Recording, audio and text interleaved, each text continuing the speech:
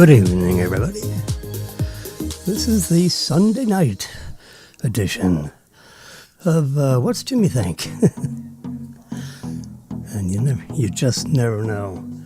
There's so much going on. Oh my God. With what just happened with Venezuela. We've got a surgical strike. They drop a few JDAMs or whatever on, the military, the main military barracks, the military barracks that is close to,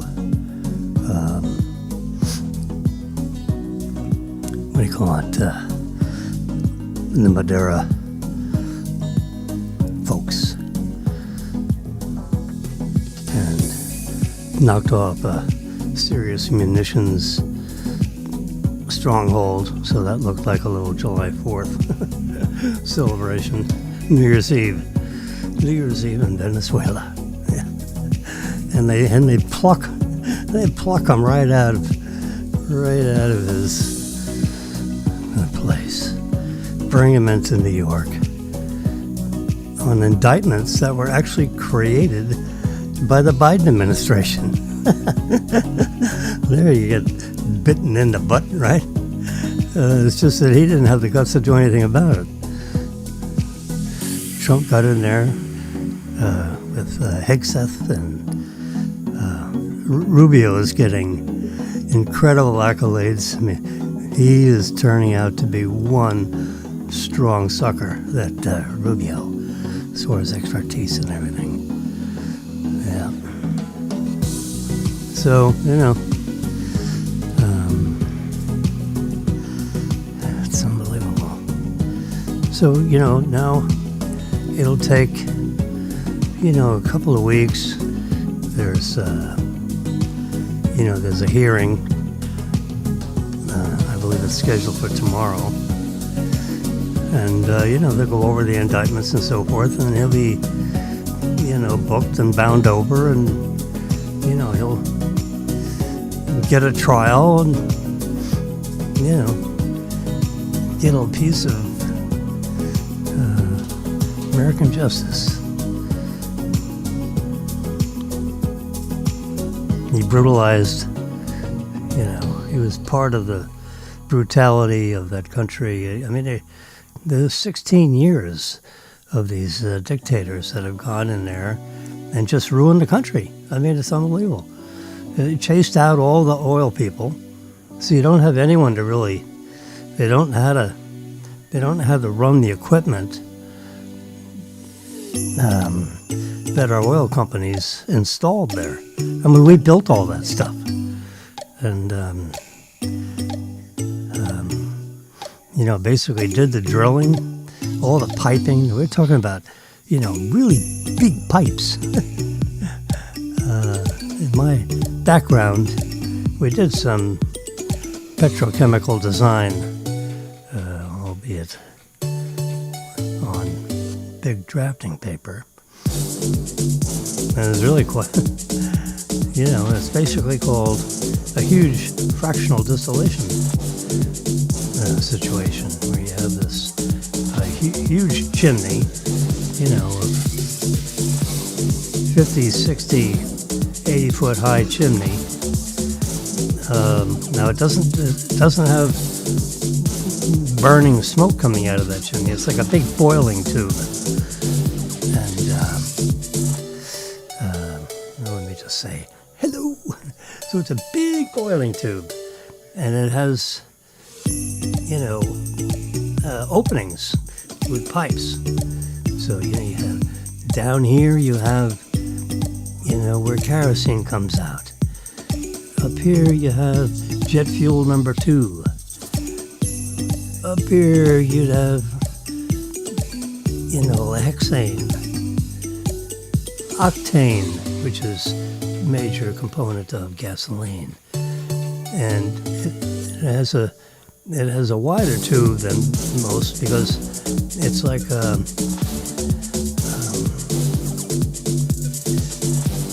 it has a mixture of all kinds of aromatic hydrocarbons associated with octane, and they call it isooctane. Gasoline is a common word for it. And then you go up the line, and you have alcohol that comes off. All these things. Benzene comes out of there. Methane, ethane, propane, butane, all the anes. It's like the Kazakhstan and all the stands. So all the anes come off, and the gasoline and the diesel fuel and the kerosene and all that stuff comes off at a certain boiling temperature. And they have to run that plant for, a lot of hours. The tube has to be insulated so, the wind doesn't blow on it. Because the thing comes into stabilizing. And they have, chemical engineers, chemistry people like myself. And you sample what's coming off these boiling points. It's like a big, kettle. And it's a big kettle of boiling crude oil, which has all these things in it. And we fractionally distill it. It's called fractional distillation. And it gets, bottled, compressed.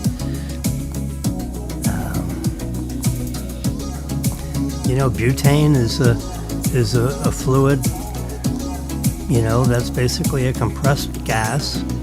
So it's a liquid under pressure, and it's a gas that's not pressurized. So that comes off of a vapor, immediately goes into another section of the distillery where it's compressed and bottled. Propane the same way. Methane, ethane, propane, butane. Butane is used in the kitchen. Anyway, so you don't have a lot of chemical engineering people that were there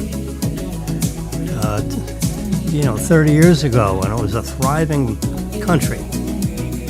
Now it's a disaster under the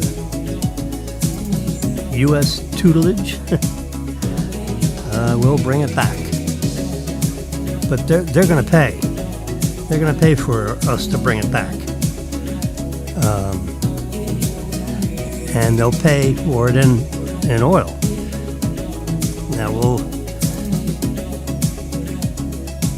split the value of the oil. Some portion, a larger portion, not a huge portion, but a large portion of the sale of that oil will go to, let's say the value of the oil it's a crude, it's a heavy crude. That's what they call it, as opposed to, a light crude, like what comes out of Saudi Arabia. That's a light crude. A heavy crude means it's very viscous, it's very thick. So I can't hear myself think. Epidemic, will you calm down just a little? Anyway, so this is January 4th, that's Sunday. It's a simulcast. Oh, who's that? It's one of Marilyn's characters that she says. Hey, look at that, the moon is going right over his head. Oh my God. How scary is that? Look at that. That's the full moon. Marilyn has her fingers right smack in the middle. We had to, quite frankly, we had to shoot that several times. That's the full moon coming out rising over the condos in Boca Raton. This is the favorites, yeah. So here's, there he is. daring U.S. raid, nabs, you know, the narco-tyrant Maduro. Grabbed right out of his Venezuelan fortress. They just jumped right in there and grabbed him in his underwear pants. He is captured. You know, this is the Sunday late evening edition of the New York Post. And here's some of the fireworks over here. Cartel conspiring dictator Nicolas Maduro, pictured here, cuffed on the USS Iwo Jima, and his wife was seized early Saturday, 1 a.m. Eastern Time, 2 a.m. Caracas time, by U.S. Special Forces during a stunning overnight operation that included the bombardment of Venezuelan military targets. They took out, you know, the lights, all the street lights were out. The place went dark because, you know, we were flying, you know, we had a whole bunch of jets and helicopters and all this kind of stuff, extraction helicopters. You know, they had to drop a bunch of, you know, special ops people to go in there and grab them and bring them out. And his wife has a pivotal role in the Maduro administration. She was not just making crumpets in the kitchen, she was, you know, cooking the cocaine or whatever whatever happens with that. So they're going to face all kinds of charges. They'll be arraigned, is what they call it, tomorrow, sometime tomorrow, I believe. That's what the plan is. All right, turning to other news. Not that I'm a news guy, but, you know.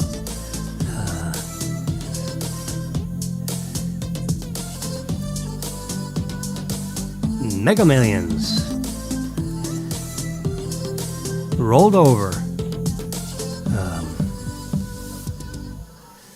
Tuesday, Friday. Yeah, so it rolled over January 2. That's a couple evenings ago. Those were the winning numbers, which nobody had. 6, 13, 34, 43, 52, and the special ball number 4. Yep. I highlighted that in red, so, you know, whoops, I gotta, sorry. There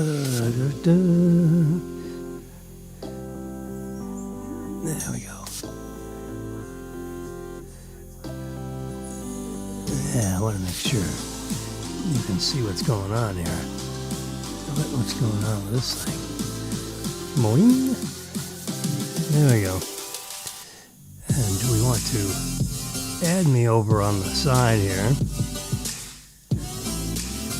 Add me, I said, not dominate.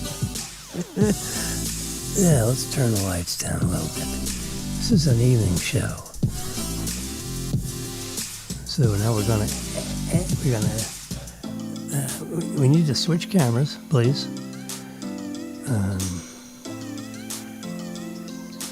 Swap the cameras, they say. Yeah, I'm just on the right side of the middle. And then you can see the lottery results. I want to make that a little bit bigger so it fills the whole window. There you go. So it rolled over 180 million.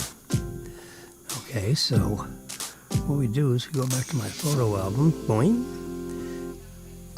There we go. Now, it was 157 million, if you remember. You know, printed on your ticket. I happen to have a couple here. So let's open it up.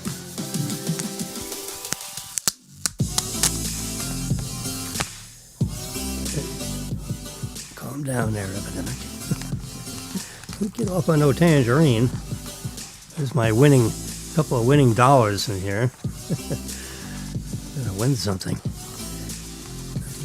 So if you look at the ticket, it says on here that the drawing was 157 million. And so I didn't win it. It's a bad bet. But yeah, it gives me something to do. What the hell? Plus, I fill out these pages for you so you can see what the hell's going on. So it's rolling over. So now the Tuesday, January 6th, Mega Millions jackpot grows to an estimated 180 million. Now these guys have been estimating these jackpots for a long time, so they can pretty much pick it out within a couple of billion. Now, if there's a huge, what do you call it? All of a sudden a surge. Hey, surge. In the Mega Million sales for some unknown reason. They pretty much. Here's what I found. No, thank you. No, thank you. I found this on the web. No, thank you. No, thank you. I found this on the web. I found this Google, on the web. stop. It's pretty bad when you start arguing with your computer. What's even more interesting is if they talk to each other. In other words, if Google would talk to Garch or Siri, you get them. Oops! Look! Oh my God! All these lights flash. Stop, Siri! Stop! Stop! There's nothing to stop. Siri, go to sleep. Don't interrupt me. There we go. So the computers start arguing with themselves. Then God. Anyway, so if we look at this, the $180 million jackpot is estimated to give you a pre-tax lump sum, that's column D, of $82.8 million. Based on the average, these numbers, aren't really set because they bid out these annuities and the lotteries to. Now the jackpot's created by, how many of us buy tickets? All right.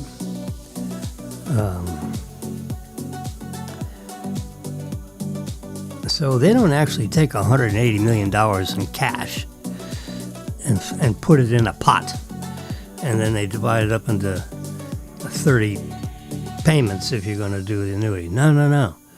What they do is they go out to the institutional marketplace and they say, how much would I have to pay so that the first payment is $6 million. The payments are going to grow. They're going to be 29 more payments, and they're going to grow at a rate of 5% a year. So $6 million, and then the next payment is $6.3 million. The next payment is $6.6 million, and you can see the value of compounding. So you want to get the whole 180 million? It actually gets paid through a financial institution, a bank or investment banking firm, a large, they're pre-screened. They don't, everybody doesn't necessarily bid on it. They invite, it's called like an RFP. They send out a request for proposal, RFP. They send out an RFP to, let's say, 5 of the 10 approved institutions.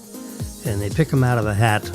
It's kind of a lottery system to even pick the financial. They try to keep everything on the up and up so, someone's brother-in-law doesn't get, the inside track on doing all the lottery business. So they have 10, I'm making this up a little bit. So they have a set number of approved, pre-underwritten, capable, because $180 million is a lot of throughput. So we want to make sure that that it is a safe and sound financial institution. So then they come up with the payment, and then the lottery people send the payment to you. And that's what happens. So they bid on it. So this lump sum piece is a little flexible. And right now, with the interest rates and so forth where they're at, a $180 million lottery would generate a lump sum payout of approximately $82.8 million. Now, after tax, it's $52,164,000. Yeah. That's after the 30, it'd be the presumption if you won the lottery, took the $82.8 million lump sum, they were going to write you a check, then Uncle Sam would take a withholding of 24%, and then by April you'd have to pay up 13% more, because surely you'd be at the top of the federal tax bracket, which under the great big gigantic Trump bill, the top bracket is 37%. So you're likely, if you won Tuesdays and there was a single winner, you'd probably be right up there rubbing elbows with the biggest of big people, because not everybody on the planet makes $82 million as an annual income. Yeah. Now, if you took the annuity, if you were young, if you're a 24-year-old, lovely couple, and you bought a couple of tickets and you happen to be the lucky winner, you might think about taking that $6 million annuity payment, and have those payments. What's wrong with $6 million a year? That's a fairly decent income. But, a lot of people take the $82.8 million lump sum, which in this case will give you $6 million roughly annual income. You get an initial payment of $6 million, and then you get 29 more payments. There you go. Now this is the same spreadsheet, but I'm showing you. I picked up the Mega Million. I became interested in Mega Millions because someone won the Powerball. So who wants to win a $50 million Powerball? You want to go for the, Powerball is climbed up to 86 million, but Mega Millions is 180 million. So when it hit 100 million, and that was back in December 23rd, no one won that one. It rolled over to 125 million. No one won that. It rolled over to 138 million. No one won that. And Fridays, this last Friday, a couple of days ago, on January 2nd, it was 157 million. And because no one won that, this is according to the lottery officials. I have my phone goes right to Lottery Central. They say it's going to roll over, and the grand prize, the jackpot to a single winner, would be $180 million. Now, I can afford to win that. So you can see all the different payouts, the different lump sum from 45.9 million to 82.8. That's a nice, 50 million after tax, 52 million actually, in round numbers. I round down in everything here, so I'm attempting to do everything in my power to not exaggerate these numbers.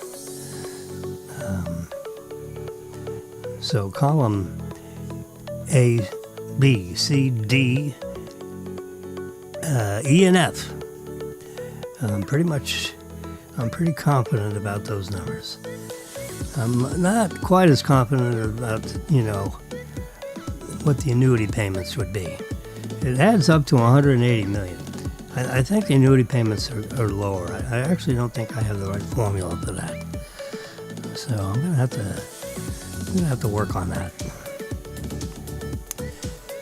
And the way I'd work on that is I would send out a question into cyberspace, and I would say, with the $180 million Mega Millions lump sum, what would be the annuity payment? The first annuity payment. What would that be? And, we'd have to see.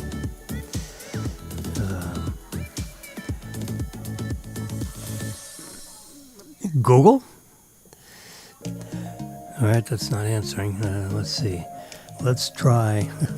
This is live TV. It's an experiment here, folks, so let's roll along with me. I hope you have your evening tea. I have my evening tea in my hand here. I think I'll take a sip to wet my whistle.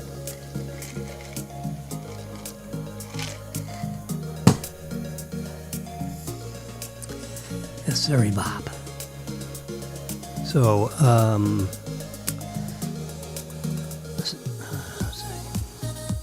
hey Siri, for the $180 million Mega Millions projected for Tuesday, what would be the initial annuity payment? To answer that? Okay, fine. What would be the annuity payment to a single winner of the $180 million Mega Millions jackpot? Oh, show me that again. Yes. Working. It says working. Here's an answer from ChatGPT. Okay, let's see. Oh, shit. Where'd it go? Show me again.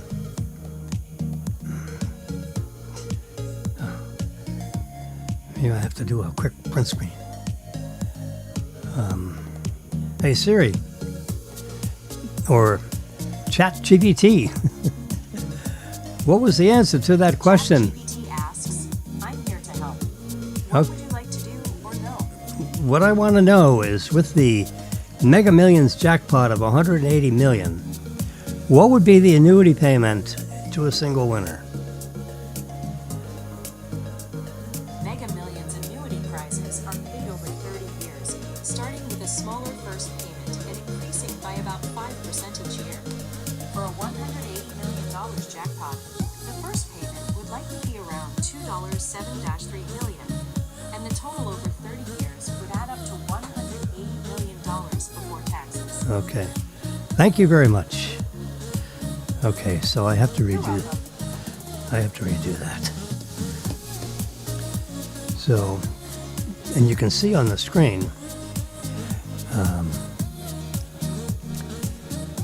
that the $180 million jackpot, it does grow at 5% a year. I got that right. But that first column, I don't have that right. Let's see, I'm going to draw my pen, and we'll go pen.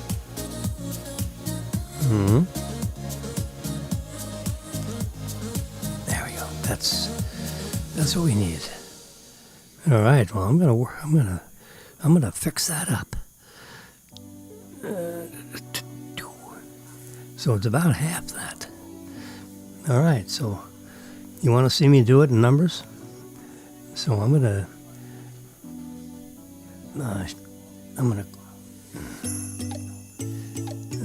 Let's see. I'm gonna get rid of this. My pictures. I'm gonna go to numbers, and I'm gonna open up this lottery payout chart.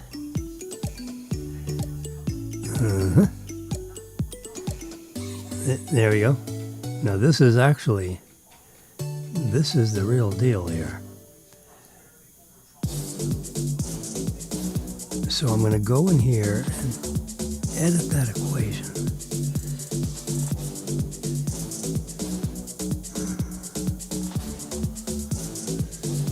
So instead of dividing by 30, I'm going to divide it by 50.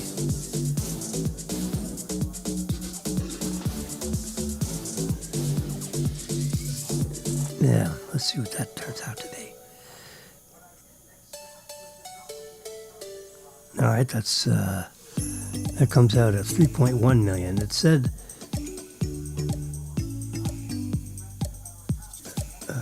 let's see. Let's make that divided by 65 equals. There we go, 2.7. Not a bad guess there, Jimbo. Let's make that 63. I want to split the baby. 2.8. That's good enough. I want a conservative. And then it grows 5% a year thereafter. See? That's good. So now I'm going to shrink that down a bit. I'm going to copy that formula. Command copy. Paste. Paste. Paste. Paste. And then I want to get rid of the yellow background there and make it the cell filler is white. There we go. So now we have fixed the spreadsheet so now if you were to add up all these payments, because remember the request for proposal says, tell me what that initial payment would be, because that's day one, followed by 29 more payments, so that the payments grow by about 5%. 5%. It's not about. I think that is a fixed number. But that first, the payment amount is not. They got to get the first one right, because then they string along just like, see, I got all 29 payments. Yeah? And if we were to add that up all the way across, that should add up to $180 million. But it starts off at 2.8. And then these people, see, we come down here to, see here, year, whoops. I don't know if you can see that. Let's expand out a little bit. See, that's year 13. So in year 20, your annuity payment would be $6.9 million. Now it starts off down here in your initial payment of $2.8 million. So a person's got a choice. This is the big choice right here. And what I'm going to do, just for, you're basically going to decide, and I'm going to make these,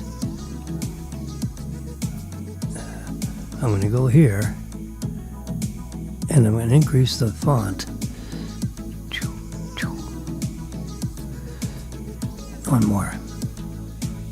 May have to reduce that font later on, but so in other words, I made those two columns with a bigger font.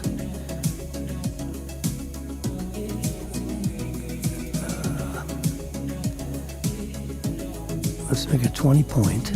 It's already bold.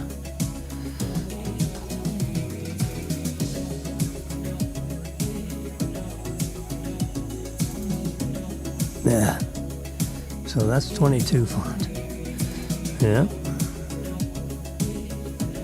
And this column, let's make that just a little bit wider. There we go. We don't want that to, it turns to stars. If the column isn't wide enough, I'll show you. So watch, when I make the column too small, if I can get to it.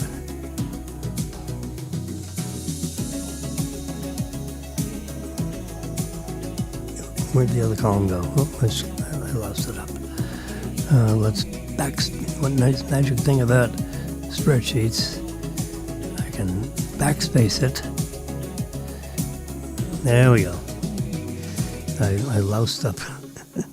You dummy. I loused up. There we go.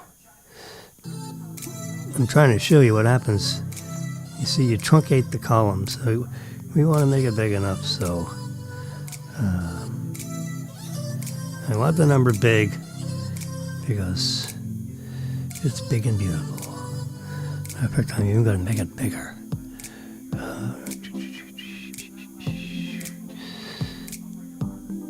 Yeah. Just like this column. Needs to be widened. Whoops. There we go. And we're going to make these grand prizes. We're going to increase that font also. There we go.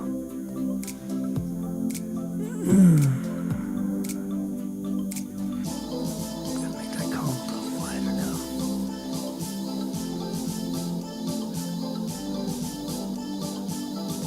There we go. So now it emphasizes. So now we're going to do a little print screen of that baby, because now it's going to be saved forever in my photo album. Check mark. Save the photos. I'm going to close out the spreadsheet because we're done. All that will be saved. And I'm going to go now to my photo album. I'm going to find this, which I just saved. See the big, and I'm going to put it, so now it's a favorite. I'm also going to save this because this is what ChatGPT told me. Mega Millions annuity prizes are paid over 30 years, starting with a smaller first payment and increasing by 5% each year for a $180 million jackpot. It's actually paid over, they don't actually have that right because you have, the first payment comes in day one. You don't have to wait a year for that. So you get the initial payment of, what we calculated, would be 2.8 million, rounded down, and then it grows by 5% a year. So you can see this is 5% bigger than that, and this is 5% bigger than that. That's the magic of compounding interest. And by the time you get to, the sixth payment, it's up to $3,550,000, and started out at 2.8.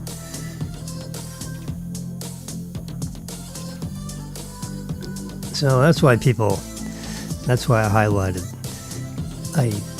what's the payout after tax of the lump sum. So do you want 2.8 million today, sir, or do you want 52,164,000? That would be your after 37% tax.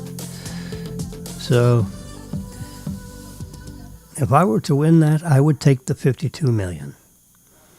Because then I would take 30 million of that, being the hog that I am, and I would divide that equally between Marilyn and myself. We each get 15 million. Put it in our own separate little things if we want to, or you can keep it joint, yeah, whatever. So if we take 30 million, put it in a side pocket for ourselves, not that we would spend that much money. But, you give away money, you have many little private charities you want to deal with. So then you'd have $22 million left to distribute to your family, members. So, you give, if we have 4 children, which we happen to have 4 children, they're, between the ages of 35 and 50. But we have 4 kids. 4 times 4 is 16.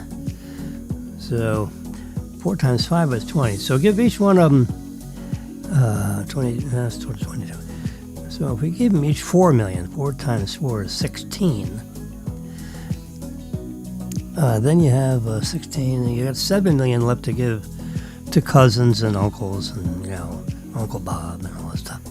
You divide that up and Janine and, you get the other 10 relatives and, you got, so they each get, let's say $1 million. So that's $7 million. And then you got the 4 kids, and they get $4 million apiece. And then Marilyn and I have $30 million left, which, we could reduce that $30 million by $5 million and come up with like 10 important charities. And take $5 million of our $30 million. That leaves us $25 million. And, give that to some charities. Or we can pay them, what the heck? Let's get our trusty calculator out here. So let's say Marilyn and I take, let's say $4 million of the 30 million that we, right? That leaves us 26 million. So you take that 4 million, watch this, $4 million, let's get enough zeros, multiply that times 0.05 equals $200,000 a year in interest income. So divide that by your favorite 10 charities. That's $20,000. You put them on a $20,000. We're going to give each and every one of you $20,000 a year. That's serious money. Like Tunnel for Towers. You go sign up that and put down there $20,000 a year. You can divide that by 12. We're going to give you $1,600.66. We're going to give you, $1,600 a month. And that's part of the interest income of that $4 million that we set aside for the charities. So instead of giving them a principal amount, pay them every month, and it will come. And the interest income will basically supply the cash flow necessary to pay the charities. I mean, that's the way to do it. And remember now, Marilyn and I saved. We kept 26 million of that 52 million. Now, this is all after tax money, by the way. Maybe we buy a nice $5 million condo here, and we buy a nice $5 million condo up in the mountains of, North or South Carolina. Somewhere safe where you don't get flooded out. Keep yourself about 6 stories up.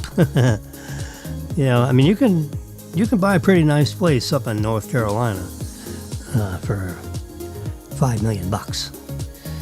And you buy a nice condo down here for $5 million. That's $10 million. Then you take that $5 million, you put it in the side pocket and let it earn interest income at 5%, and that should pay your taxes and insurance. And then the rest of your money, you put in a couple of checking accounts, and you can eat out and have money for maybe you get yourself a couple of Teslas, right? At least one. And the Model X, get the $130,000 Model X, a nice comfortable ride one, and with the full self-driving, and when you go from here to there, you might have a chauffeur-driven Model X, but you let the computer drive the car, not the chauffeur. He sits up front, but he keeps his stinky fingers off the steering wheel. Yeah, you don't need to touch the steering wheel, sir. You may want to use the steering wheel to park it if you want to park it into place. Although the full self-driving will park it exactly where you want it. And for parking, you can do that. And then you push the button for the full self-driving, to take us to our favorite dining place. Because it drives better than you. So might as well be super, super safe. Yep. So those are fun thoughts to have. If you were, I'm just telling it to everybody because I'm told, from people clicking on and not clicking on, we have upwards of 50,000 people that listen to what the hell I'm talking about. It's all over the planet. So here we got evidence of what the annuity payment should be, somewhere between 2.7 and 3 million. If, you had a 30-year annuity adding up to 180 million. I mean, I could do a spreadsheet that would actually calculate that, to the nearest $1,000. But I'll just take that range that they gave and split the baby and say, 2.8 million. That's somewhere between 2.7 and 3. I mean, that would, it's close enough. And then it grows 5% a year. I mean, that's an easy calculation. There's, there are easy calculators that you can buy, or not even buy. They're freebies. They're just spreadsheets. You plug in the number, and the equation is the lottery equation, the annuity calculator, and it shows you what the initial payment will be, and it grows by 5% a year. Add it all up, the ending number has to be 180 million. That's you can call it years. It's actually not years, because it's 29 years, because they're giving you the first payment day one, and the second payment, which is really 1 year and 1 day. Okay, so but for the purpose of using an annuity calculator, it's kind of like the opposite of a mortgage calculator, because there, you're paying principal and interest and you're reducing the debt over 30 years. This is different. You start off with 2.8 million and it grows 5% a year, so that the total is 180. So then it rebalances, to come up with that 2.8 million. It'll calculate that payment, to the penny. It will. The big question is, what is the payout? The lump sum payout. That calculation is that's bid on. Okay, that's what the annuity providers, they bid on how much money does it take.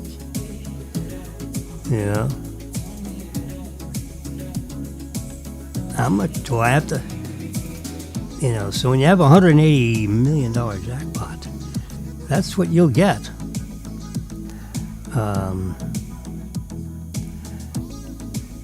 And the basic calculation is how much money do I have to pay? This is what the lottery officials say. This is part of the RFP, the request for a proposal. How much is it going to cost me to create a lump sum jackpot?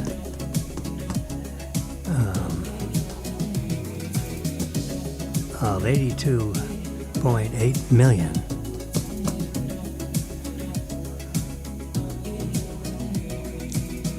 How much are you going to actually charge me? Is it 80 million? Is it 84 million? Is it 82.8? It's right around 82.8. But it's not an exact number. They bid on that number. But they, the lottery officials would have to pay about $82 million up front to the annuity provider, so that annuity institution has to give the lucky winner $2.8 million day one, and then every year thereafter, the payment grows by 5% a year. That's what the RFP says. And the question is it 82.8? Is it 80.0? Is it 86? It's right about what I have right there. Because you go through, I've looked at the past 6 lotteries, and these have been the payouts. And on average, it's 45.95% of the jackpot amount, based on the current interest rates. Now, if interest rates change, this ratio is going to change. But right now, the interest rates are dropping slowly, a quarter point every 90 days. As soon as Powell gets out of there, Trump is going to beat the heck out of whoever he's going to put in as the new Fed chairman, because this one retires in May, which is, January, February, March, April, May. So you got, 4 or 5 more months of Powell. He'll be gone. He never even majored in, finance. He's a lawyer, for God's sakes. He is actually a lawyer. He took a couple of classes in Princeton or something in statistics. He is not an accomplished, finance person. Now, he has finance experience. He sat around a lot of people that had a lot of these advanced degrees in the subject area that he is supposed to be familiar with. The Federal Reserve Bank presidents, they're not all necessarily, financial people. They're bankers. They may have been CEO of a commercial bank. They may have been a senior credit officer of, the FDIC or something, They might have been, board, vice chairmen of other kinds of financial institutions, like investment banking firms, Morgan Stanley, executive vice CEO of Morgan Stanley. They may recruit someone like that to be, the Federal Reserve Bank president of, in Atlanta, Georgia, at District Number 6. So we have a huge amount of financial talent. Powell is not what I would consider, what little I know about it. CEO of a little tiny bank, for 12 years. That does not make me a genius, and I can write a book, what I do not know about this topic. Matter of fact, I can write an encyclopedia about what I don't know about. But I checked out Mr. Powell's resume, and he's got a JD degree, all right? He graduated law school, and he graduated, an undergraduate, and then he graduated. He got a Juris Doctorate. I don't know if he actually, I didn't dig down to see if he actually became a member of a bar, in the Virginia bar or the Maryland bar or whatever. So I don't know if he actually practiced law, because you're not a lawyer unless you passed a bar exam in some state somewhere. And you take a test, and you have to fill out all kinds of stuff. It's like being a real estate broker, so to speak. But to be a member of the Florida bar, you gotta take the bar exam, and you have to study for the bar exam, because if you just go in there and try to take it, you're probably not going to pass it. and you have to pay a fee, a couple $1,000s to take the bar exam. They don't give that one away. So if you take it again, you're going to have to chalk up another $1,000 or whatever the number is. Real estate thing, it's like a couple of $100. Anyway, I've been a real estate broker I've been a licensed real estate person for, I guess 30 years. Probably be more. Been a real estate broker for 20, more than 20. Got my license scotch taped up on the inside of that cabinet. Every once in a while they come audit me and visit. So then I open up the closet door and there's my license. And I have a room that can be closed off. You have to have a room that's closed off and separated from anywhere else in wherever the hell your office is located. In my case, my office is in one of the suites in my residential parlor. Yeah. In what I call Cafe 812. 8 stories above Chops in downtown Boca Raton. I got 100 square feet marked off. I got a desk. I had to close to the top of my laptop so I could see my client across the way. Yeah, there's my little. You can see my little. You guys know I got the good equipment. In this 100 square feet. This right here, it's my trusty dusty. SM7B. It's the number of it's highlighted in my soundboard over here. SM7B. There it is. If I turn up the lights, you can see it. With the red band around it? Oh, yeah. Let's turn the lights down again. I don't want to. Anyway, so that was good. We fixed I had you got to keep looking over these spreadsheets to try to get it right. I think I've made the necessary fix. It didn't make sense that now these annuity payments are pre-tax because it grows at 5%. It's the before-tax number that grows at 5% a year, and you add up all those payments. So basically, what this is, this 82 million, it is the net present value of those future cash flows. That is exactly what that 82.8 million is. The lump sum payout. As a matter of fact, I'm going to put that in the caption in brackets. Because you'll hear someone say something like that, and you'll say, I said what? That is the net present value. In an equation, that'd be the NPV, N like net, NPV, the net present value of the future cash flows of this 30 payout scheme, where you get the payment up front. The payments grow at 5% a year annually. It compounds annually, not monthly. They didn't actually get that specific. The RFP would be that specific, though. And that 82 million is the net present value of those future cash flows.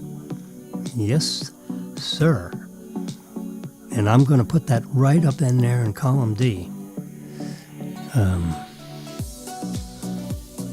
You want to watch me do that? I'll do it. We might as well get it done. So the lump sum, that right there, I'm going to double click. There we go. So I'm going to get a bracket. Can I hit enter? What happens if I hit enter? Yeah, it just goes to the next cell. That's what I thought. So we're just going to, there we go. And I'll put a colon because this is, I'm going to put a bracket, the net present value. Oops, I put a little thing. RESENT value.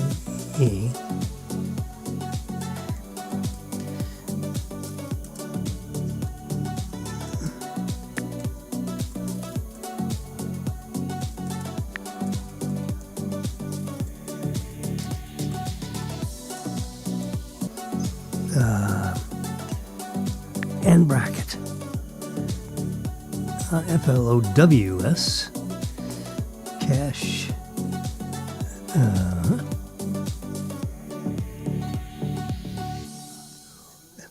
FLOWS. There we go. And let's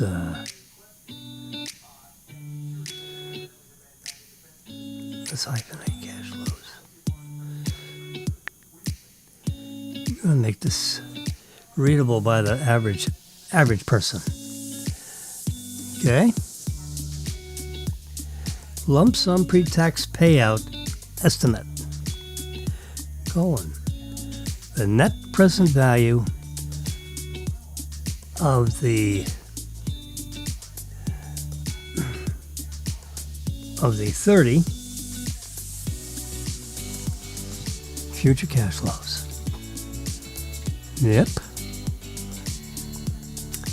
And now what else I have to do is I got to decrease the font because we are really going overboard filling up that little box. So let's, there we go. I like that. That's like perfect. You see, because now in brackets,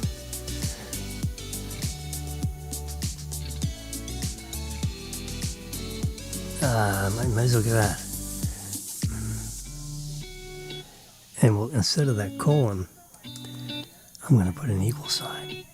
Equals the net present value of the 30 future cash flows.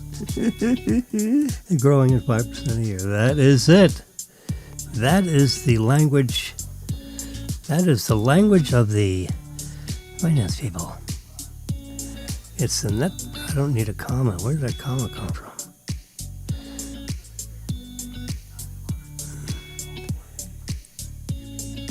The payout, the lump sum payout, is the net. This is exactly what it is. It's the net present value of the 30 future cash flows. We don't use annual because it's paid out actually over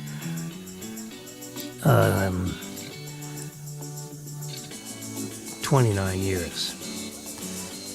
The first payment comes day one, and then you've got 29 future cash flows. So it's 1 plus 29. So we just use 30 future cash flows.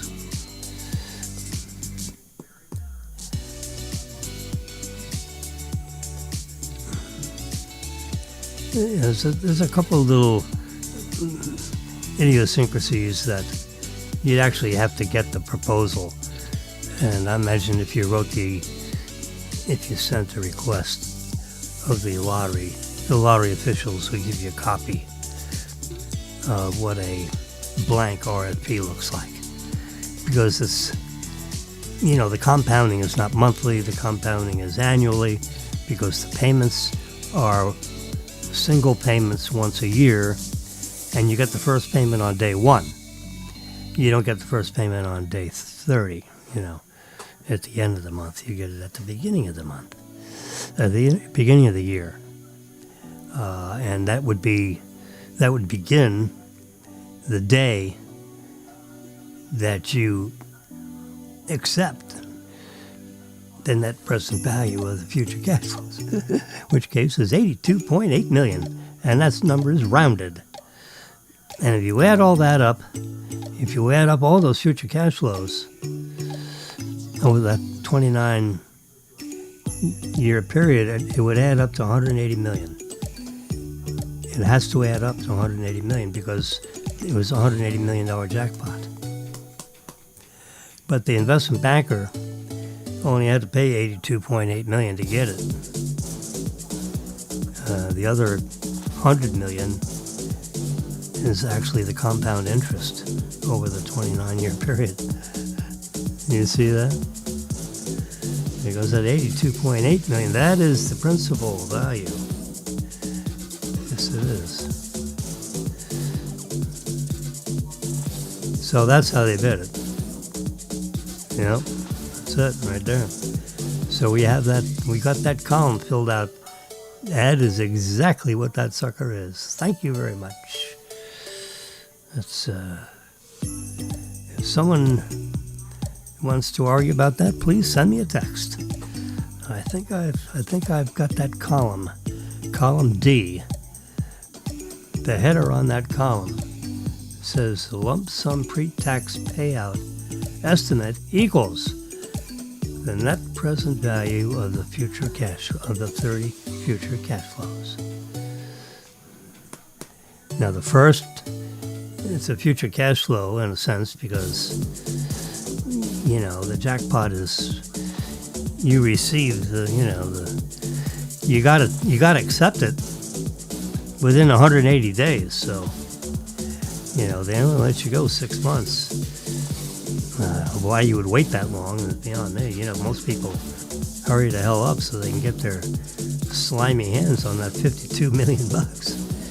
You really want to, the difference between 52 and 82 is 30 million. You want to make sure you put that on the side pocket for Uncle Sam. And we want to, let's see, we're going to copy that dot. Command V. Hey, we want to move that dot there, and I want to erase it there. Because this is the column we're interested in. Yep. We're highlighting it all in yellow to make it really easy to see. Remember, this is 30. Here's it's compounding 5% a year. So the last payment, that 29th payment, it's not actually year 30, it's the 30th payment. Because you get the first one in day one, not year one. And you have, it's 29 more years for a total of 30 payments. That's why that's 30 there, 29, 28. Anyway, so it grows. That $2.8 million payment actually grows to your last check if you accept the annuity. In year 29 would be $11,190,000. I've done those calculations all the way across the 29 payments. Actually, the 30 payments, because it started out at $2.8 million.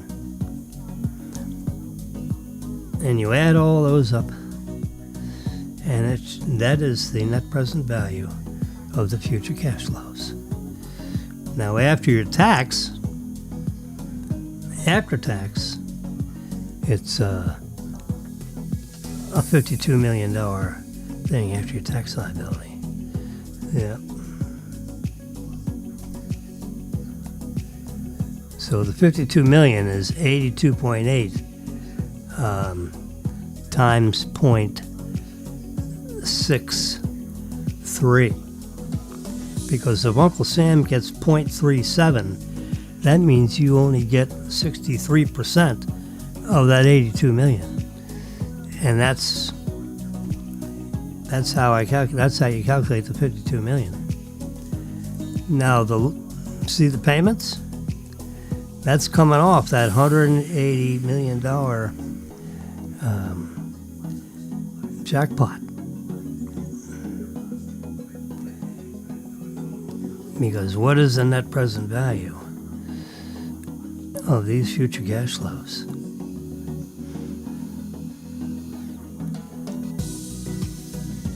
Let me look at that equation again. Let's see.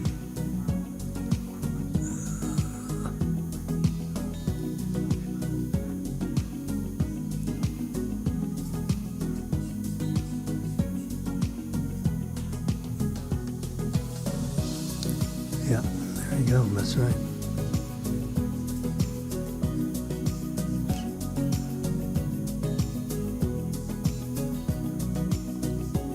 Yeah.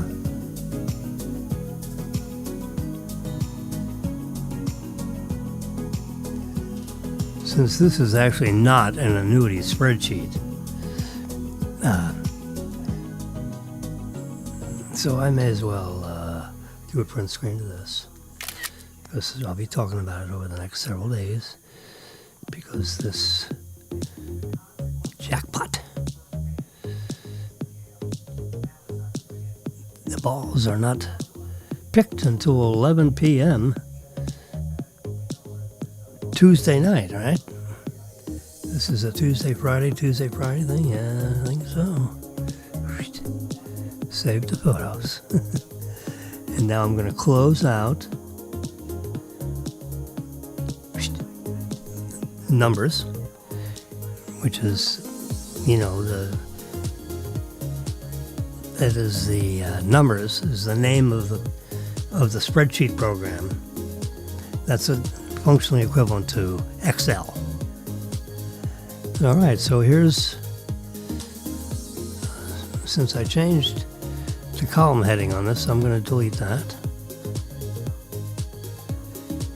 I need to put a heart on there because we want to make it, this needs to be a favorite one.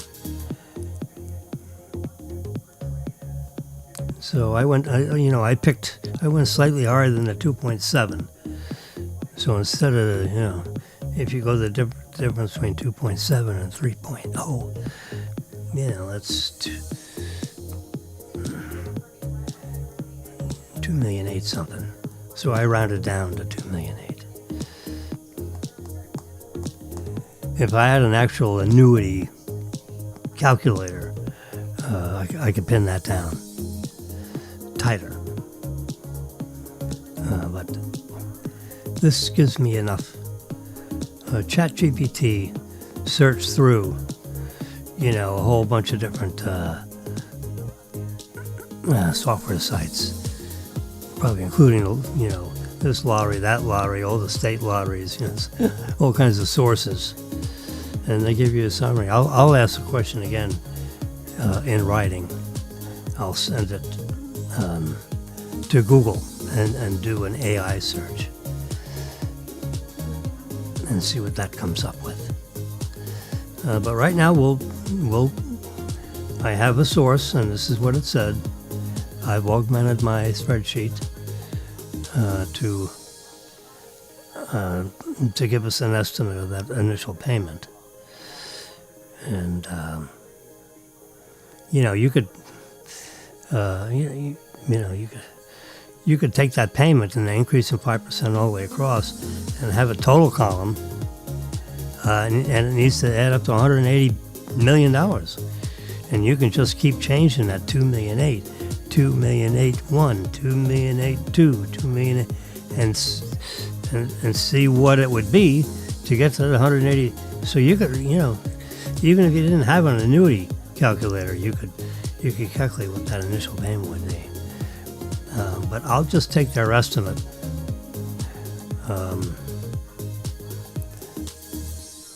Yeah.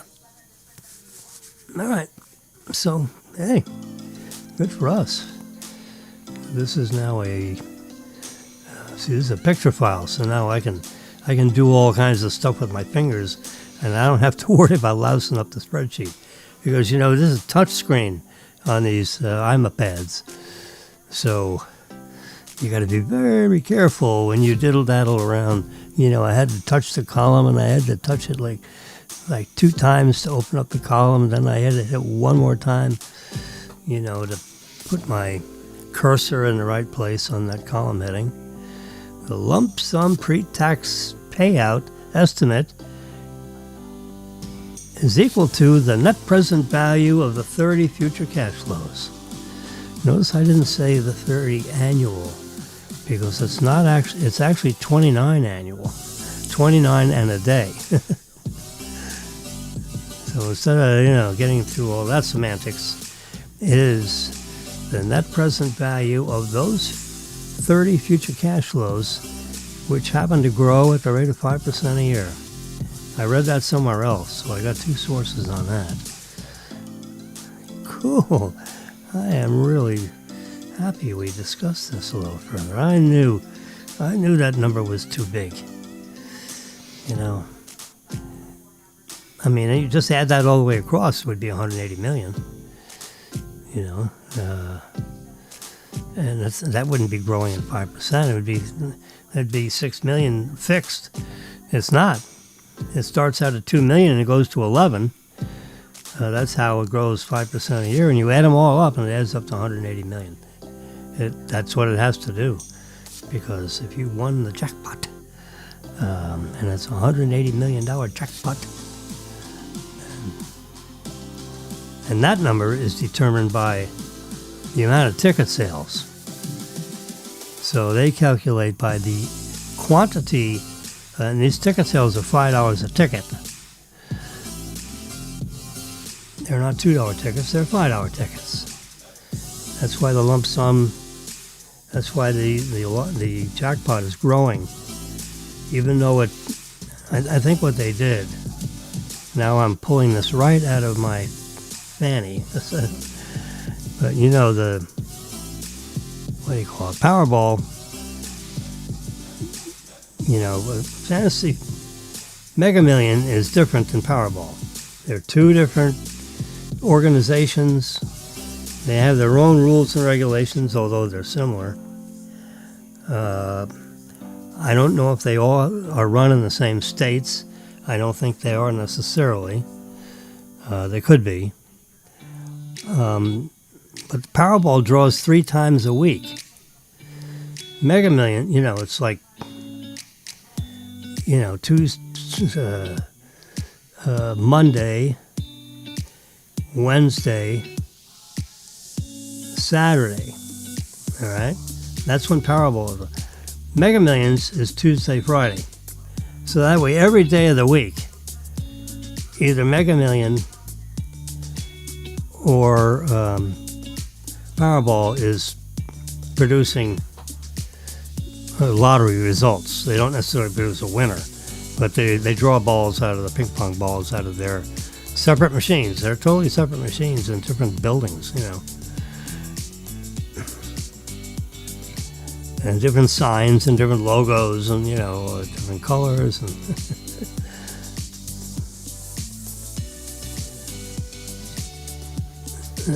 And so I think what they did is since Mega Millions only draws twice a week, so if you bought a ticket on Tuesday and you bought a ticket on Friday, how much dollars did you pay in a week? 10. Now, Powerball is 3 times a week, but it's only $2 a ticket. So that's 246. So you only have $6 going into Powerball, you know, per person. Just making up this stupid scenario here. And Mega Millions has $10 coming in each week. So in theory, if my reasoning makes any sense at all, one would think that the Mega Millions would lump sum, or the Mega Millions jackpot to a single winner. You would think that would grow more rapidly than the Powerball, because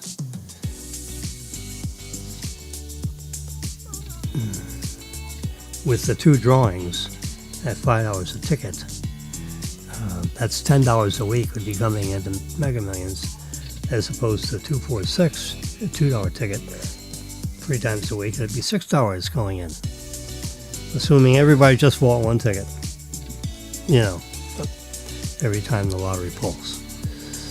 So that'd be $6 for the one, and it'd be $10 for the other. So just using that very simple reasoning, you would think, aside from the psychological factor that maybe some people would rather play the Powerball,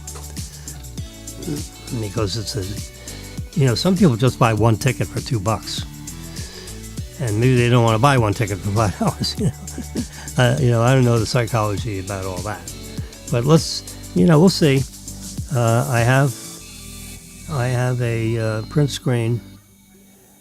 Where is it? There is the. This is right from the lottery. See, hello, Jim. Here's the Florida lottery. I don't know what they call themselves, but so Powerball. It's the Florida Powerball. Each state has their own. It looks different. I mean, there's some certain consistencies. They have to have the same number of balls, and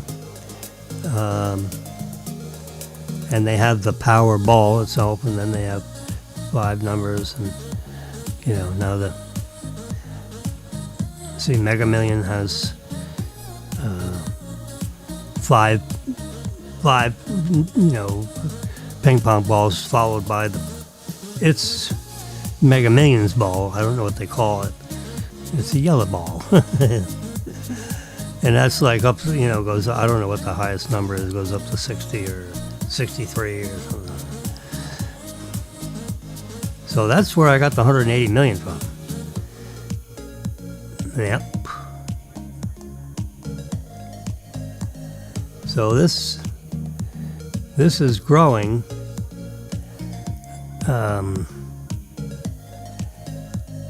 So now we can go back to this chart. So it rolled over from 157 to 180. And, maybe different people, everybody doesn't go in every one of these. Maybe some people just play the Florida, the Friday one. It's Tuesday, Friday, Tuesday, Friday, Tuesday, Friday. All the way down. There is no Wednesday Mega Million.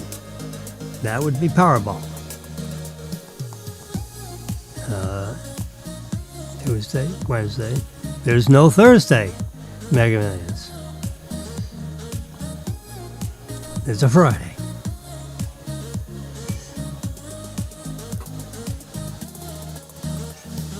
So these between Mega Millions and Powerball, that's only 5 days out of the 7 days in a week that are pulled.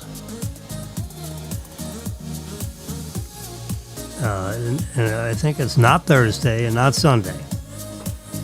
But every other day of the week, there's either a Mega Millions or a Powerball drawing.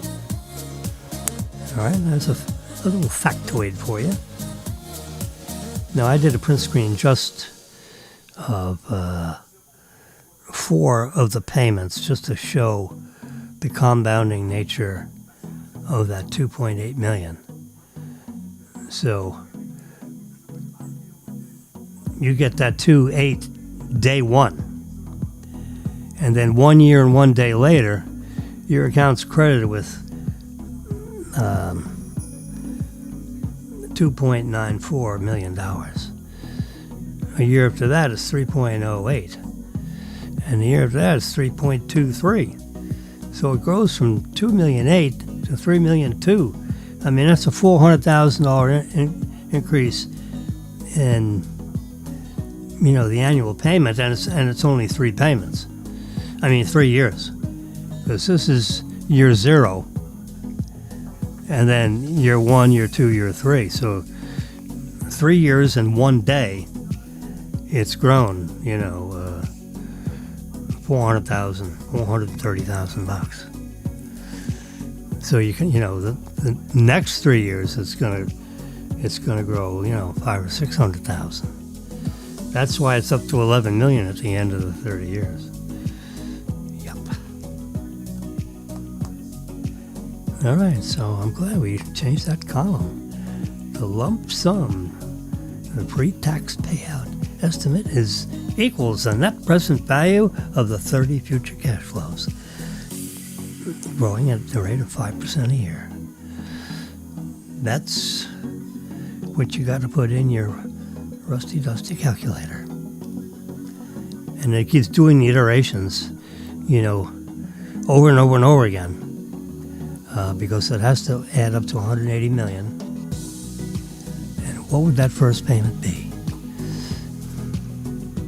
We know what they have to total up to be. That's 180 million. And all the payments have to grow at the rate of 5% a year. So, what are those 30 future cash flows? And it'll all string out, and it's like the reverse of amortization. It's the future cash flows. Yeah, it's, so your calculator will actually, go through. You can actually do it 10 or 20, 30 times. It'll go through and cycle them super fast, like 50 times while it balances that all out, so that you get exactly 180 million is the total of those 30 future cash flows. And then that would end up computing that 2,000,008 figure instead of that. I'll try to. I'm not gonna write the software. I'm gonna see if I can find an annuity. The calculator that I have here. Let's see. I'm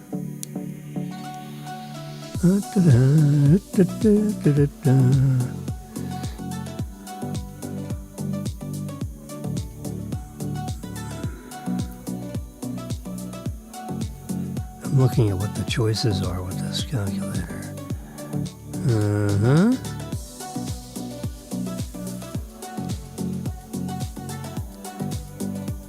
I have.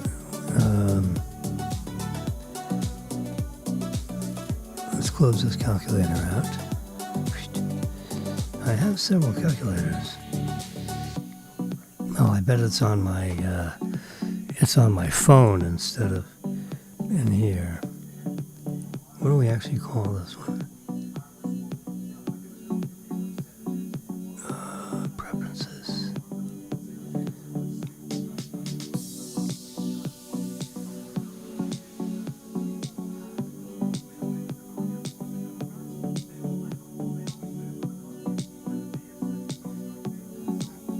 Interesting how you can see exactly what I'm seeing.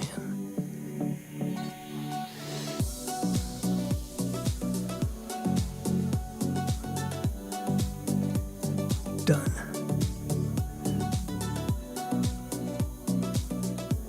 Copy, paste.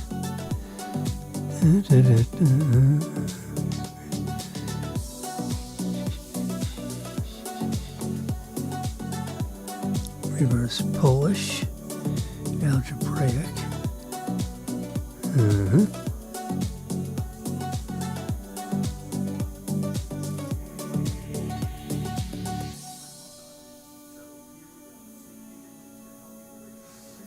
Number, date, format.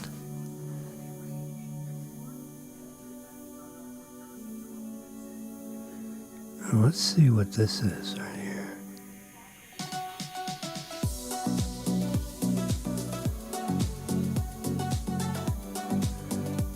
Registers.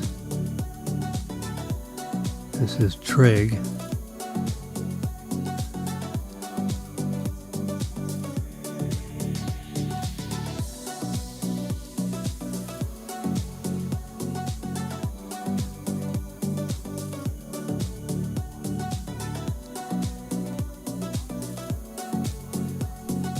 Yeah, this is a different calculator. So I'll look at my phone. See what calculator I got there. You could actually do a little search here. Let's try this. We'll do a search. Hit the little magnifying glass. Annuity calculator.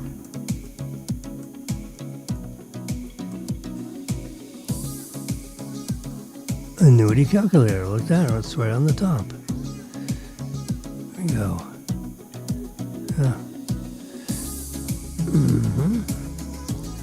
Let's see if I have one.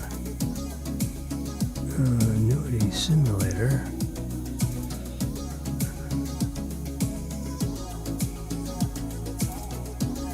That's about what it is.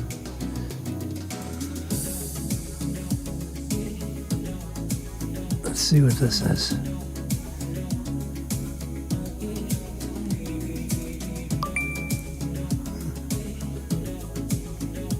This is how you do it, folks. I mean, okay, did I get it? Oh, now I can say open. There we go. There, basic calculator conversion history. All right, let's continue. Let's continue. Help us grow. All right, let's continue.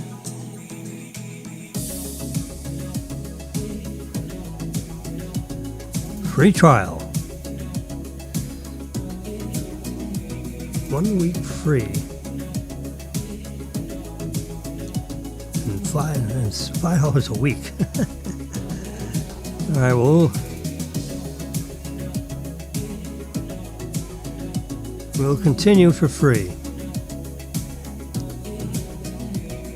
I have to watch on that one. I don't want to pay $6 a week. So we'll play with it. We're all set. We're all set and ready to go. There we go. Calculator would like to send you notifications. All right, we'll allow that. And let's see if we can figure out how to make this thing work.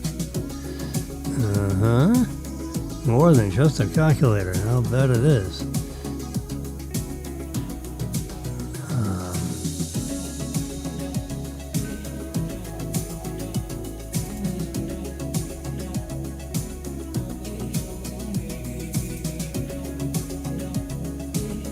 All right, well, I won't waste your time because I will.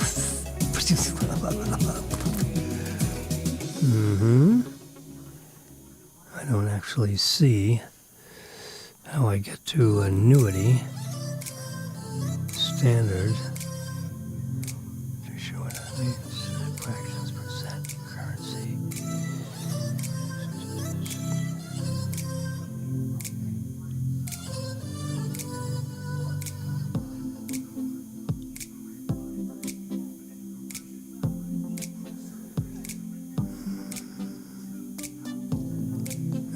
No, thank you. I don't want to do that. All right, I'll figure this out later. We'll just close that out and do this another time. There we go. So tomorrow, sometime tomorrow, it's 11 o'clock at night tonight. Compound interest. Annuity simulator, this might be.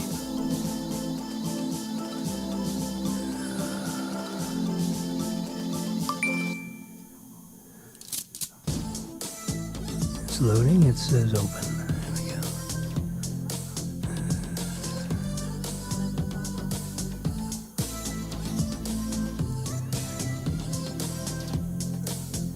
Yeah, active reach. Yeah, see, this is the annuity simulator. It's a 40-year job.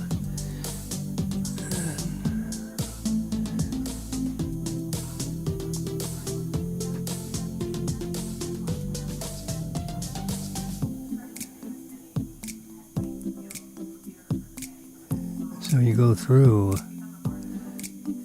and you pick your years.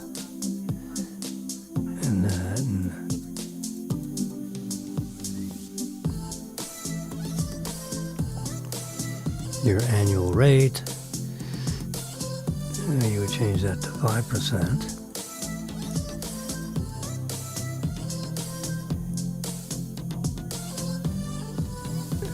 And expenses would be 0. Your income is 0.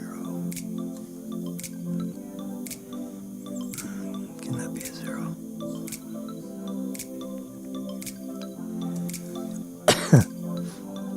No. So this is the 2 million.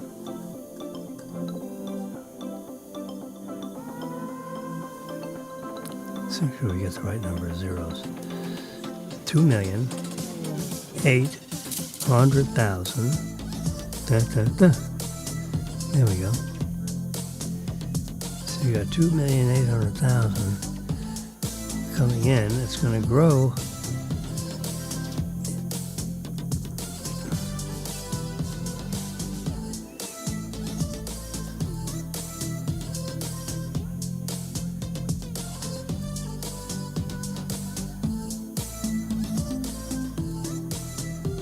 So the question is, can we solve? That's what we want to. That's what we want to calculate. Can we calculate backwards?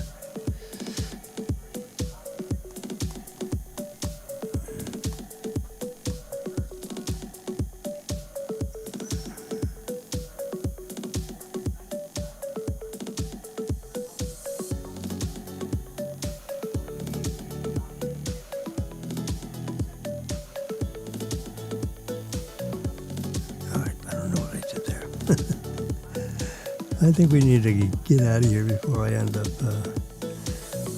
buying stuff I don't want. All right. We'll just put that on park. We'll go back and make sure. And the way you do that is you go to your settings and you hit that right there. And then you hit subscriptions. I got a bunch of them. Find that annuity one. Here it is, this calculator. $6 a week. Cancel free trial. Cancel subscription.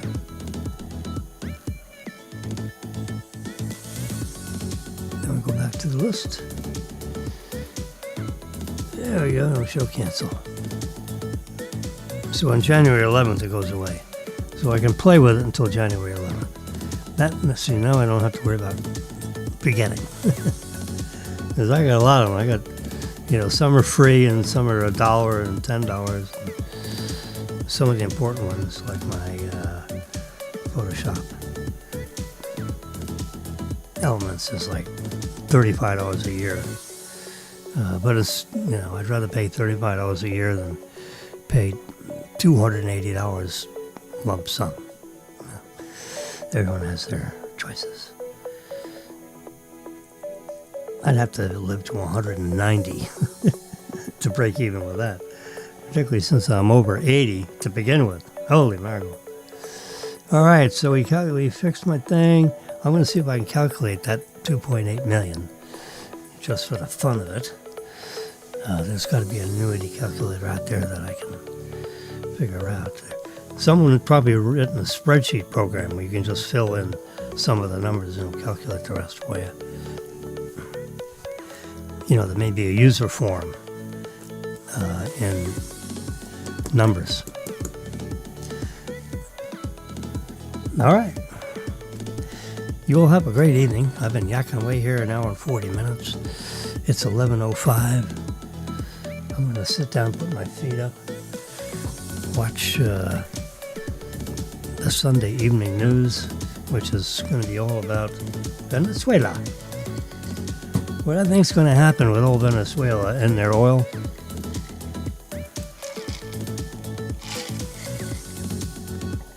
is because we helped them out getting rid of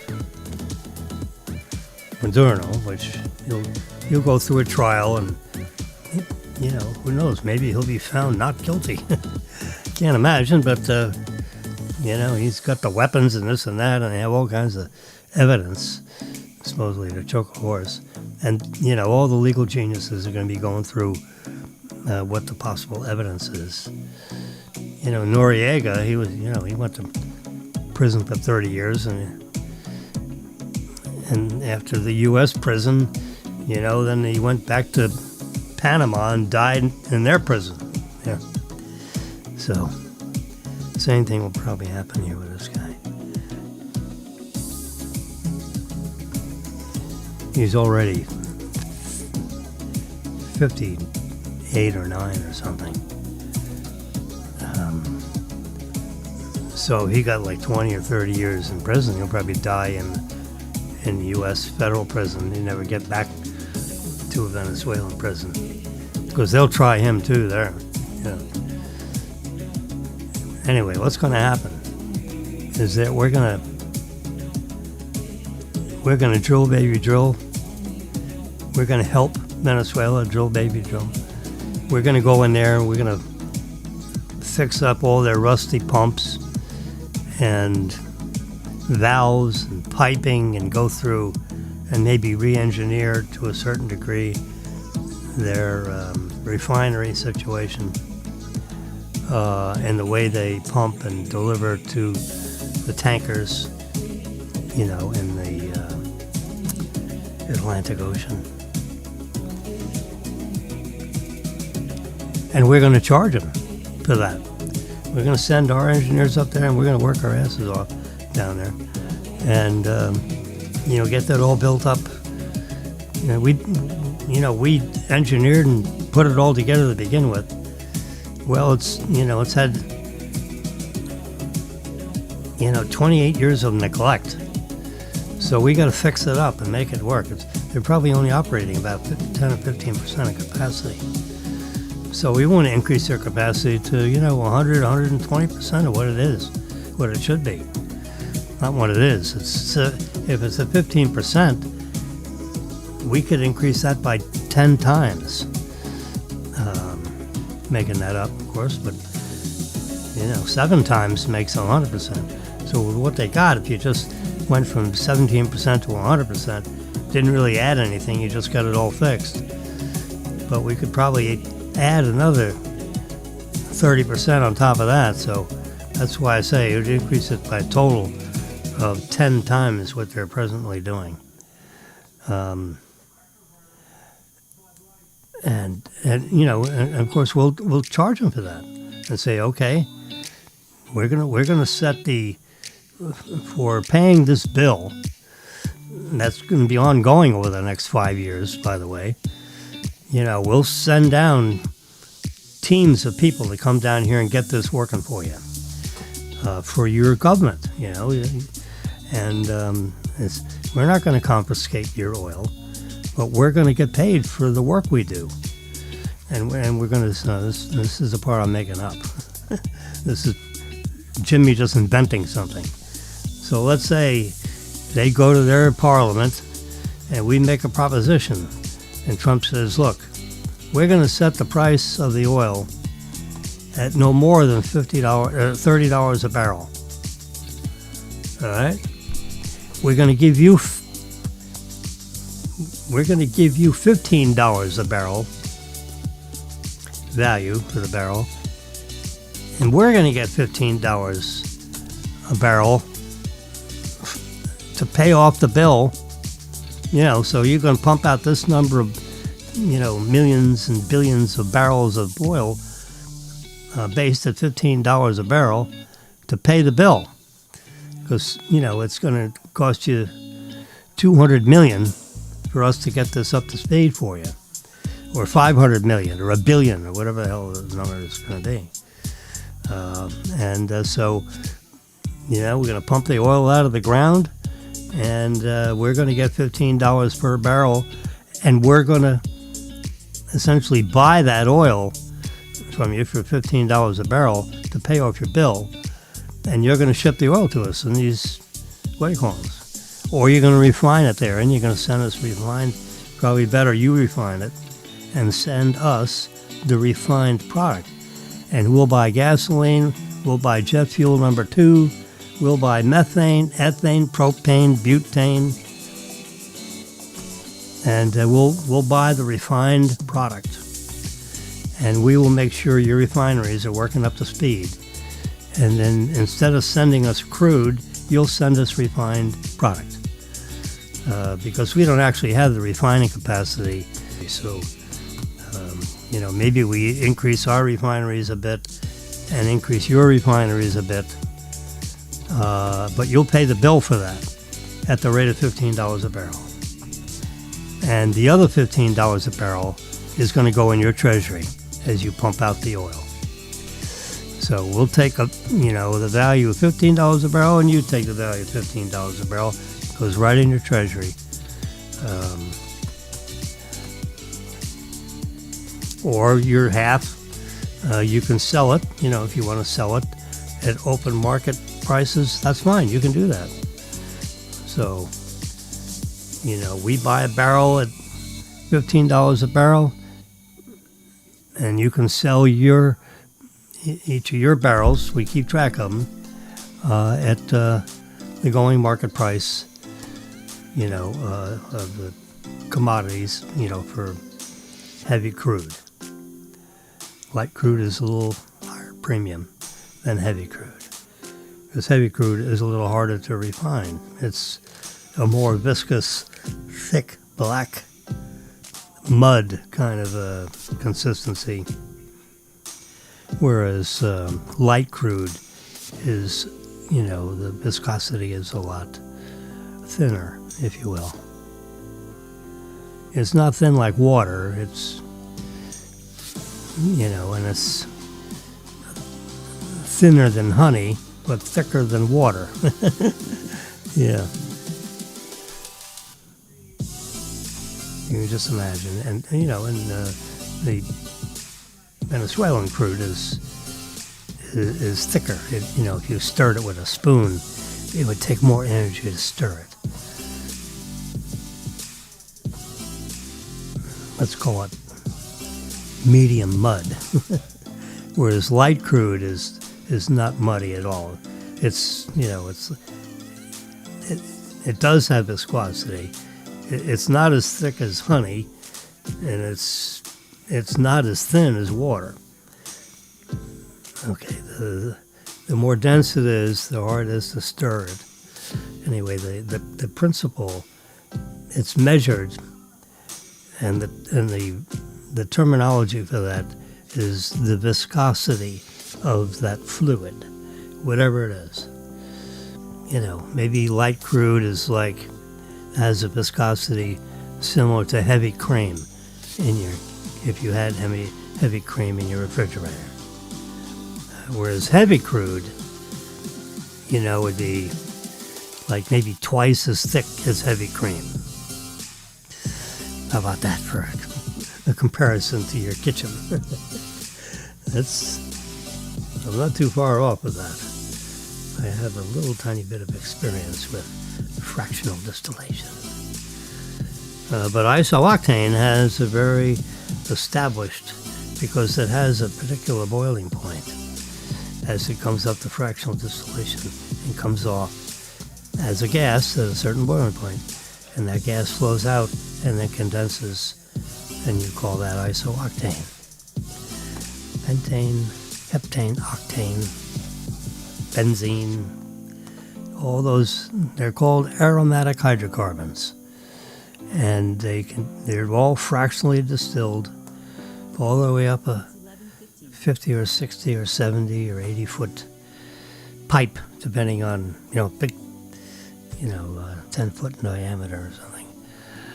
And you have these huge vats of crude, which are basically boiled. And they keep boiling it. And then they flow out that, the very thick crude that's left over. And they put in new crude in there, and it's a huge boiling tank. And it's they're all aromatic hydrocarbons that are boiling up into this distillation pipe, which essentially chills the gases as they come up, and they fractionally distill the very hottest of the gases, go all the way to the top and get sucked off, and that might be, like methane gas, methane, ethane, propane, butane. They come off the top, whereas down the bottom here, you pull off things like kerosene, jet fuel number 2, which is used by the commercial airliners. Elon Musk, they use methane gas. Well, methane gas is compressed and put into cylinders, so they ship it as liquid methane, not as a gas. Pipe it as gas, but it's transported because it's compressed and then put in steel bottles, as does ethane, methane, propane, butane.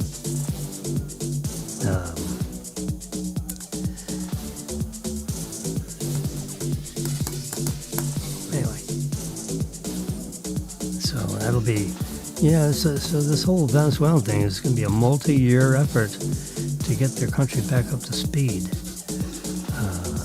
Because these bad guys in Moderno and his, 20 or 30 thieves that he was working with, they would sell the oil off instead of, using it in the country, to build roads and fix bridges and provide for medical care for the people and, provide for farming and agriculture and, raising cattle and, all the stuff that we do. So you produce, thriving grocery stores with all kinds of products in there. There's, these people are starving and they don't have medical. The death rate is, is a lot lower than our, average survival rate, for the species of a human being.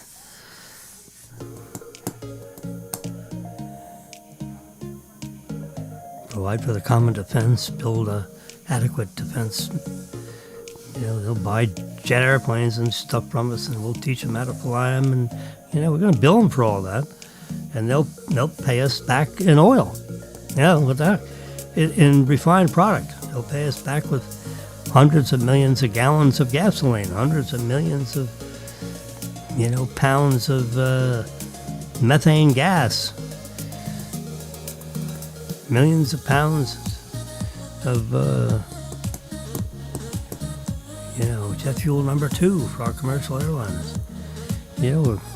We'll build the refineries right there in Venezuela, and then any excess refineries we can build here, down in the Louisiana area, wherever those refineries are, up in the Gulf of Mexico, and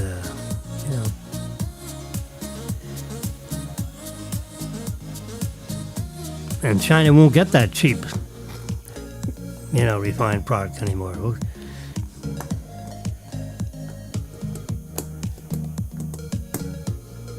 And neither will Iran. They won't get it. They won't get nothing.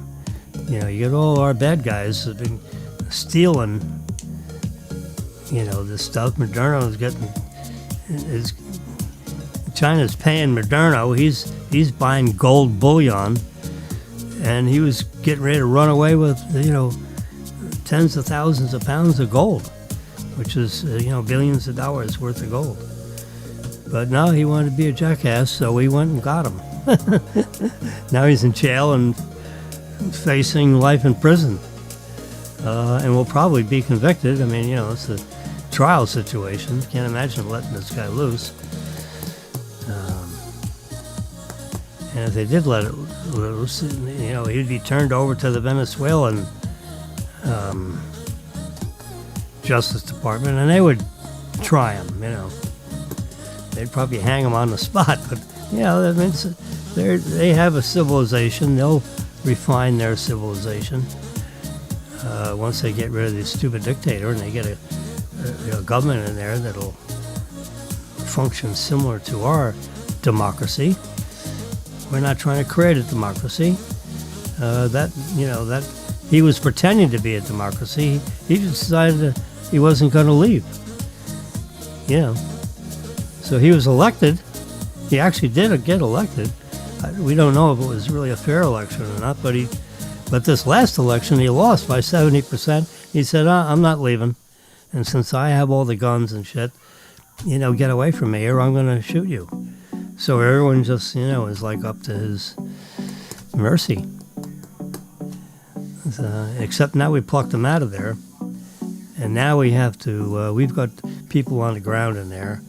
And we will search out his cronies and lock them up. And Venezuela and our Department of Justice will see, which ones of them are guilty of whatever, whatever evidence they have against these other folks, if any. Either that or we'll just throw them out or we'll just put them in exile. But they have to be out. Because this lady that actually did get elected, and she could never assume office because, he wasn't going to go. He said, screw it, I'm not going. It's like Trump at the end of his term in 2020 said, "I'm sorry, folks, I'm not leaving." And the armies and so forth were on his side. So he just decides to stay, and that would louse up our democracy big time. Yeah, but he wouldn't do that because we're a classy civilization, and you have 4-year terms. We'd have to change the Constitution, and we have a process for amending our Constitution. He'd have to change the 12th Amendment or whatever it is that defines the term of president.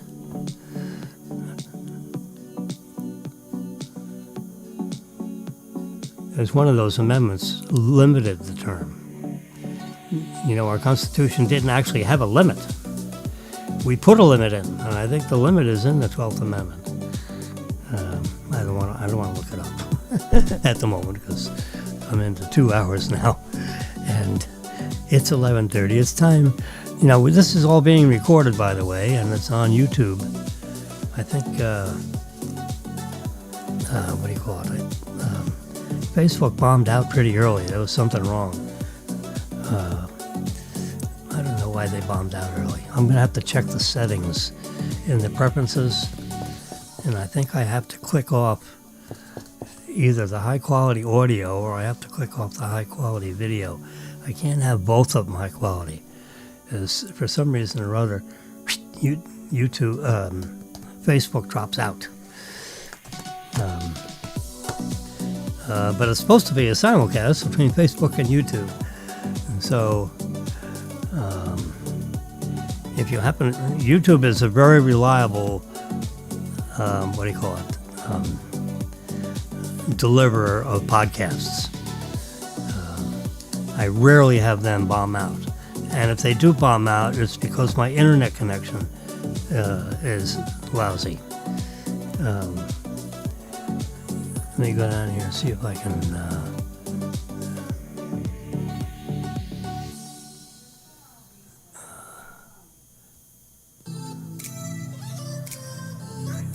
can't tell where my cursor is. Oop. I thought I just saw it. Anyway, so listen, you all have a great... Oh, there it is. Yep, there it is. Let's see. Can I can click on speed test. You can't see this because I'm checking it in the computer instead of my laptop. Yeah, the signal's strong. So I don't know why Facebook bombed out. But in any event, we're done here. We're going to finish up. I need about 12 megabits per second, and I'm getting 44. So I'm actually getting 4 times the amount of upload speed. You see, when you guys, go on the internet and download something from the internet so you can read it or, download a game or download software or download your email, that's all down. It comes from the internet into your device. In my case, it's 300 megabits per second download. I'm actually paying for 2,000, but I'm only getting 300. But it comes down pretty quick, even at 300. Now I need upload speed because I'm creating content, and it's going into the internet so that you guys can see it and hear it. Okay? Well, I need about 11 megabits per second upload speed. I'm getting 49. So, it's 3 or 4 times the speed requirement that I need. But for some reason, there's a setting that I don't have set quite right with this Ecamm Live software. So I'm going to uncheck one. I know where the 2 boxes are in the preferences. Although, I think it's the video mode. I think I have to relax on the video mode. So every once in a while you'll see a little pixelation, but at least they'll be there. And these are recorded. So tomorrow morning you can listen to this broadcast in its entirety. You can't call in and complain. you can't call in and say, hey, talk about this or talk about that. Because you're watching a recording rather than watching it live. Because this is right now live on YouTube Live. Anyway, so you have a great night. I will be broadcasting tomorrow morning. We'll probably just be checking up on some of the stuff that's going on with Venezuela, because they're gonna have a hearing tomorrow, and I think it's like morning, probably. Who knows when? But the world will be watching it. It's called the arraignment. That's when the charges are actually submitted to the trial judge. And that's a hearing. They call it an arraignment. And then, it gets bound over for trial, and then they start doing preliminary this and that, and the judge says, we will reconvene, January or February 27th. You give him 6 or 8 weeks for his defense team to put together a defense, and the Department of Justice will put together a prosecutorial team. I'm using the right vocabulary words. In my next life, I'm going to be an attorney. I want to sit next to Jonathan Turley. I'd like to be a constitutional attorney. Why not? Let me wet my whistle.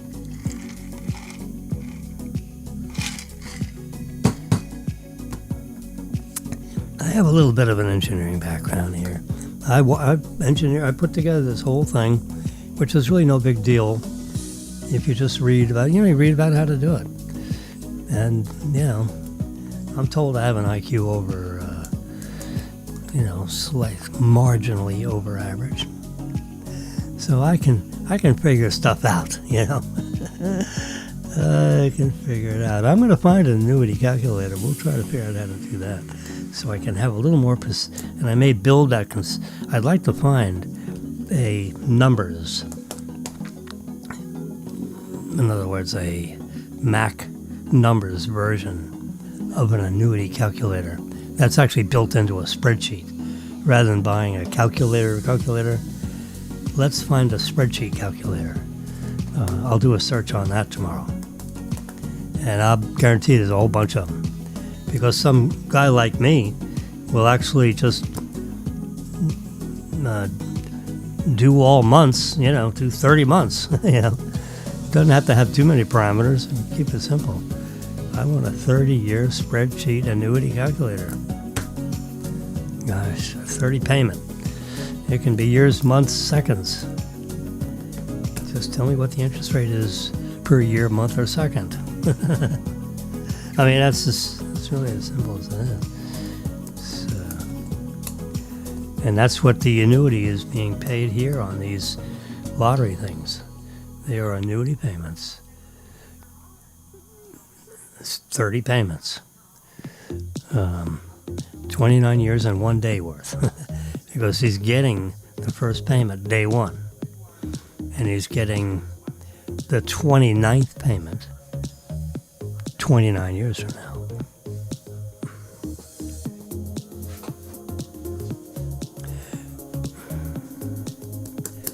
For a total of 30 payments. So it looks like 30 years, but he gets the payment up front. It's the beginning of the year instead of the end of the year. That's all. All right, folks. Say goodnight. I'll end this with, I gotta go to photos. It's like it's like a system here. I didn't get rid of this thing. I have to shrink that down. And I need to go it's actually Monday morning, but this is what I started with. This is what I have to end with. Yeah, so we make that a full pager. There we go. And then I have to the only item. And there we go. Because I'm going to go away. And with 2 hours, 5 minutes, and 2 hours, 6 minutes exactly, Jimmy's going to go bye-bye. Bye-bye.